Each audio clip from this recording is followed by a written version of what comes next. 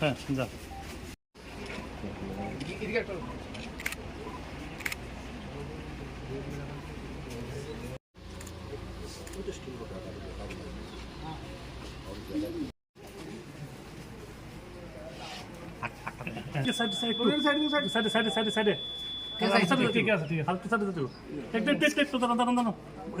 Madam একটু একটু আমরা জান গিয়া ম্যাডাম জান গিয়া আর সময় আঙ্গুল দেখে এবার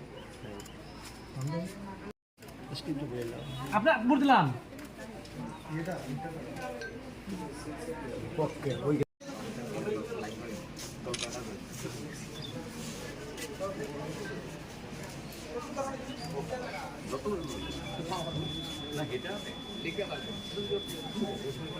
সব লোকসভা নির্বাচন এই নির্বাচনে ঠিক হবে আগামী দিন দেশ কার মাধ্যমে পরিচালিত হবে।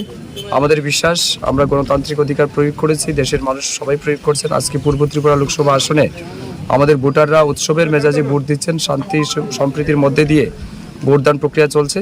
আমাদের বিশ্বাস আগামী দিন বিকশিত ভারত গড়ার স্বপ্নকে বাস্তবায়িত করতে নরেন্দ্র মোদীজির নেতৃত্বে আগামী দিন আবারও তৃতীয়বার মোদীজি প্রধানমন্ত্রী হতে যাচ্ছেন, সেটা শুধুমাত্র সময়ের অপেক্ষা। আজকের এই ভোটদানে যে সমস্ত ভোটাররা অংশগ্রহণ করেছেন, বিশেষ করে আমার ফটিকরায় বিধানসভা এলাকার সমস্ত ভোটারদেরকে আমি হৃদয় থেকে ধন্যবাদ জানাচ্ছি।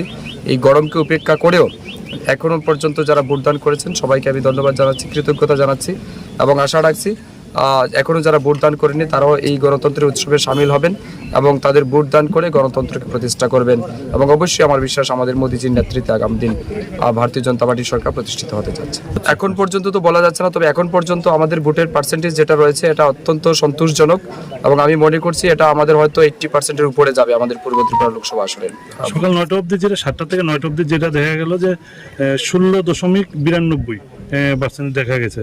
কি মনে করেন মানে এটা বাড়বে, এটা আপনার নিশ্চিন্ত থাকুন। অনেকেই আছে হয়তো কৃষক মানুষ হয়তো সকালবেলা জমিতে গেছেন, তারাও ফিরে আসবেন। আমার বিশ্বাস এটা আমরা 80% মানে খুব ইজিলি ক্রস করতে পারবো। বিরোধী দেখা গেছে ওরা সন্তোষজনক ভোটে এখন অবধি তো বিরোধী সেনা উনি যে বলেছেন যে খুব শান্তিপূর্ণ সব জায়গায় ঠিক আছে, শুধু ইভিএম কয়েকটা জায়গাতে একটু গোলযোগ আছে। হ্যাঁ, এটা মেশিনারি বিষয়। আমাদের ফটিকরায় 3 নম্বর বুথেও মেশিন সকালবেলা খারাপ ছিল, নন ফাংশনাল ছিল, এটাকে রিপ্লেস করা হয়েছে, নতুন ইভিএম মেশিন আনা হয়েছে এবং এখন পর্যন্ত ঠিক আছে।